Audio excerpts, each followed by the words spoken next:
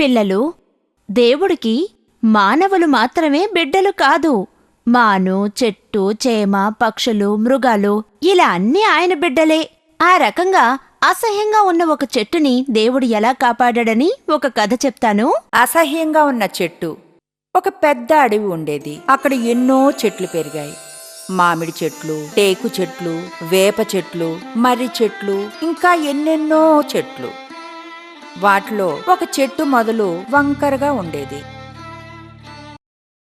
వేరే చెట్లతో కలిపి చూస్తే ఆ చెట్టు చూడ్డానికి చాలా అసహ్యంగా ఉండేది. వేరే చెట్లు ఈ చెట్టును చూసి వెక్కిరించేవి, నువ్వు అసహ్యంగా ఉంటావు అని. పాపం ఆ చెట్టు అనుకునేది, దేవుడు నన్నెందుకు అసహ్యంగా చేశాడు?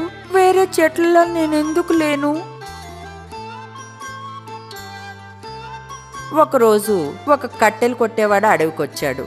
అతను వంకరగా అసహ్యంగా ఉన్న చెట్టును చూసి అనుకున్నాడు, ఈ వంకర చెట్టు నాకెందుకు పనికిరాదు, నేను మొదలు తిన్నగా ఉండే చెట్టును కొడతాను అని. సరే, అప్పుడు అతను ఆ వంకర చెట్టును తప్ప మిగతా చెట్లన్నిటినీ కొట్టేశాడు. దేవుడు అన్నీ మేలుకే చేస్తాడు, నా అసహ్యమైన రూపమే నన్ను కాపాడింది అని. మన సమస్యల కొరకు ఎప్పుడూ దేవుణ్ణి నిందించకూడదు. దాని వెనుక ఎప్పుడూ ఒక కారణం ఉంటుంది.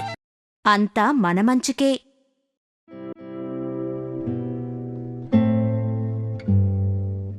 ఎందుకని చెట్టు దిగులుగా ఉంది? అది అందంగా ఉంది, అది అసహ్యంగా ఉంది, అది ఎత్తుగా ఉంది, అది లావుగా ఉంది.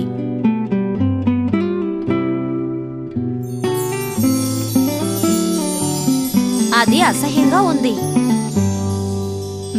సరైన సమాధానం.